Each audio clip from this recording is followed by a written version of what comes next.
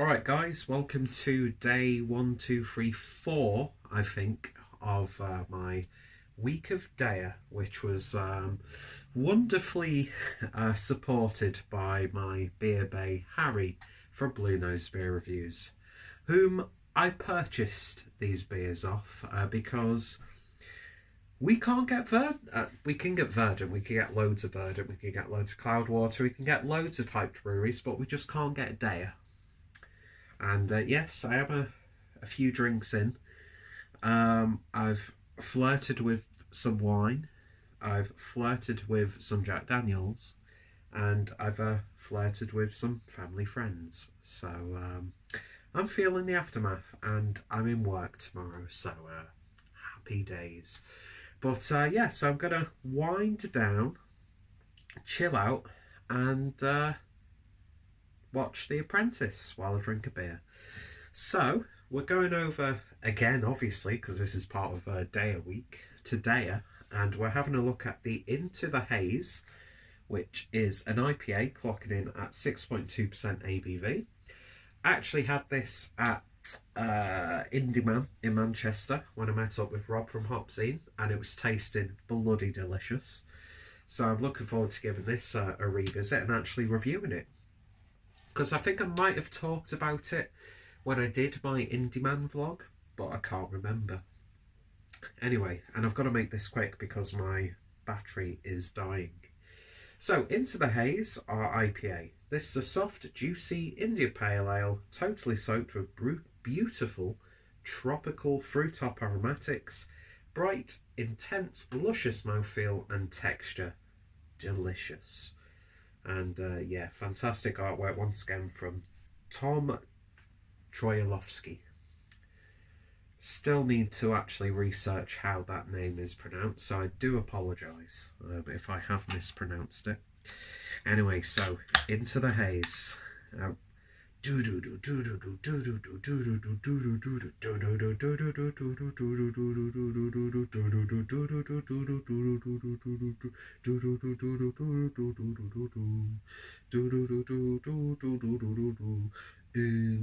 the Haze. Bit of skids there for you.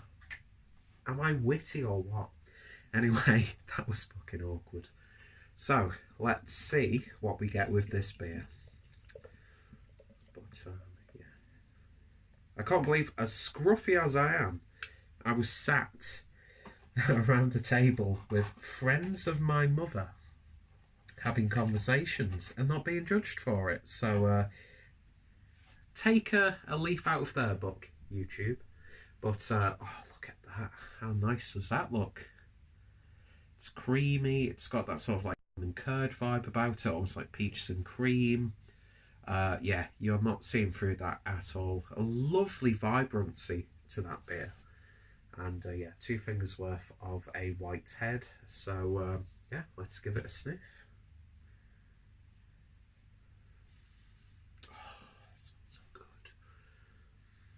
It's those lovely rounded, soft, tropical hop flavours that you're getting on the nose. And if you dip it in, you get a bigger stench. But, oh yeah. It's got that sort of like creaminess about it. Like it's you know those Haribo fried eggs? Where you get that lovely mellow part and then you get that like synthetic, fruity yellow part. It's like that, but it smells so natural. It just amazes me that hops can produce these flavours and aromatics. Lemon sorbet, a little bit of grapefruit in there, very subtle mango, sort of papaya edge, loads of like watermelon as well. But it's not like a pungent aroma. There's even like some fresh mint and basil in there. But it's so wonderfully balanced and so advertising, or appetising I should say. It smells absolutely wonderful. Let's give it a taste. Cheers. Cheers, Harry.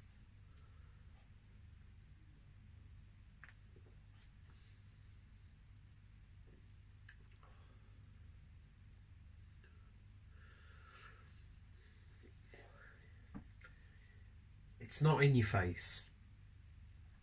It's not going in that direction full force, and it's not going in that direction full force. It's so reined in and balanced and soft and gentle and pillowy and welcoming, and you just want to smother your face in its stomach and make a sound. It's one of those beers, you know what I mean?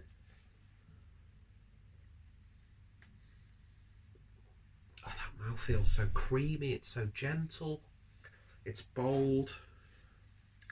Very gentle bitterness on the back end, but there is bitterness. It's not too sweet, but there's just the right amount of sweetness.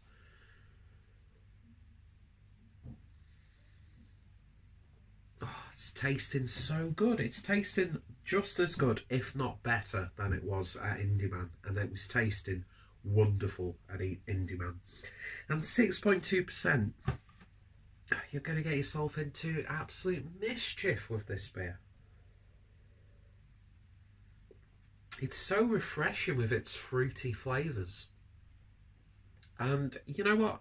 I had Crusher the other day from The Alchemist. I mean, I've still got Heady Topper and Focal Banger in there, which I'm sure I'm much more tropical than that. But, you know, I've been experiencing these like whale beers recently, these highly regarded beers, but we're producing stuff like this. Do you know what I mean? I mean, one of the best beers of the year was from Northern Monk, which I'm so, as much as I'm enjoying compiling my golden pints list for 2018, I'm also dreading it because I've drank so many mind-bending beers this year. 2018 has been the best beer year that I've ever experienced in my, I'd say, I've been conscientiously picking beers for about 5-6 years now. Never really reviewed them up until like a couple of years ago, maybe 2-3 years ago, but the beers that I'm getting to experience that are, you know, those like rare beers that seem to find their way to you, or the ones that are like really nice surprises. And this is just, it encapsulates what I love about this style. Yeah, it's great to have these like overly sweet tropical, you know, blah blah blah blah blah beers like in your face. You know what sort of beer it is, but it's the simplicity and the honing of the craft, excuse me, with beers like this that I absolutely love. And yeah, I'm sure. I mean, yeah, I had the Yuzu beer with Harry and Dean when I was in Coventry, which, you know, probably one of my all-time favourite beers of the year because it was just insane. But this is like a whole other level of satisfaction and enjoyment. It's the simplicity. I mean, you can tell that they've brewed this beer quite a few times and tried to like tweak it here and there, gauging feedback from the community, gauging feedback from the critics, and gauging feedback from fellows within the industry. And yeah, this is like, it's wonderful. It really, really is. And I've had a few beers, bit of wine, bit of Jack Daniels as well. So my palate's not on form, but this is just, it's majestic. It really, really is. It's how subtle and well-rounded and balanced it is that really works in its favour. And it's one of those beers that I wish I had a tap line in my house so I could drink this on a daily basis. Do you know what I mean? I would happily have a fucking IV going into my wrists with this beer dripping through. And I'm loving it because it's not overselling itself. It's not like promising you this, that or the other. It's really simple, but it's brewed absolutely beautifully. And yeah, it's a 10 out of 10. It's a 10 I can't pick out any faults. It's a faultless beer. It really, really is. And I absolutely adored it in Indieman. in like the mid part of 2018, and I'm adoring it towards the end of 2018. And this was actually canned on the 27th of September. We're now in the mid part of December, and it's just tasting absolutely spot on. And yeah, this and Steady Rolling Man. I mean, come on. If you can pick these beers up locally for a good price, you're in like heaven right now. And yeah, so a massive thank you to Harry for hooking me up with not only this beer but the other beers that I've drank so far and the beers that I'm going to be experiencing throughout the rest of this week, although I'm going to be uploading it within days and weeks apart of each other, but it doesn't matter.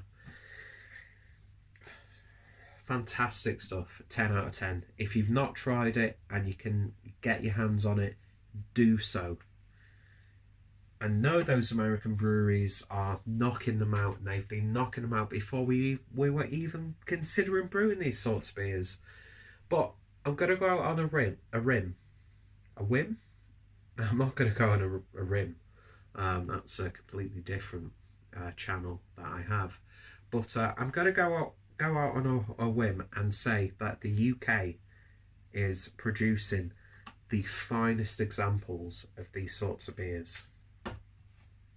I'm going to say it. I'm just going to say it because I've had so many wonderful experiences with these hazy IPAs from UK breweries. And yeah, I mean, not to disregard the other brews, because if you can brew a good beer, I'm going to love it just as much as what I can get locally. So, you know, don't think I'm hating on those breweries. Far from it. Do you know what I mean? But there have been so many times I've had beers from other countries that I've like smelt and like, God, this is going to be dead special. You drink it, yeah, it's all right. Don't really get the buzz about it because I know countless breweries at my disposal here in the UK who can produce beers that not only match those like hype beers, but also take it to another level. And I think Deya are one of those breweries who do that. And yeah, so 10 out of 10 for Into the Haze. I loved it at the start of the year. I'm loving it at the end of the year. And yeah, just one of the most satisfying drinking experiences that I've had in a long time. So I'm glad I'm documenting this now as I'm compiling Golden Pints, because this is definitely a contender. It's just how well-rounded it is. It's just, oh, it's wonderful. It's absolutely wonderful. So if you've tried it, let me know your thoughts, opinions. Am I bullshitting? Let me know. I don't care. You see that? Just, that's water. Just like sliding gracefully off this wonderfully majestic, slightly overweight duck's back. And to be honest, you see that? That's my viewer, right? Well, this is me, right? And this is my viewer. You all wrap round my little finger. You're puppets on my strings. And you love it. Anyway, so don't know where that went, but I should probably not review beers when I'm a little bit pissed. But I've disgraced myself in worse ways over the years. So thank you for watching. If you've tried it, let me know your thoughts, opinions down below. Best beer of the week so far, and I've got some pretty special sounding beers for the rest of the week. Check out Deya if you haven't done so already. Check out Harry from Blue Nose Beer Reviews, because I just wouldn't be able to get hold of these beers if it weren't for him. And I mean, I could have bought them when I was in Coventry, but he was like, just wait a little bit, Peter. I'll be able to get you a good deal. And a good deal he did indeed give me. That didn't involve anal sex. Anyway, so on that bombshell, thank you for watching.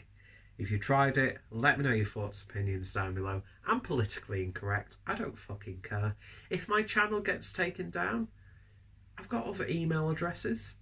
I know how to use VPN. I'll just be back. I'm like an aggressive disease that just won't die. but I'm dead polite, cute and courteous and very gentlemanlike. So, you know, I'm a very pleasant disease to have, I suppose. Anyway, no idea what the fuck I'm talking about right now. Check out Deya, check out the playlist so far, check out my Deya playlist, and of course, if any of my friends and fellow beer tubers have reviewed this one, their links are down below. I'm getting to that point now where I'm just like, I'm foaming at the mouth because I'm such a fucking slob. But it doesn't matter because you'll come back and you'll watch my videos.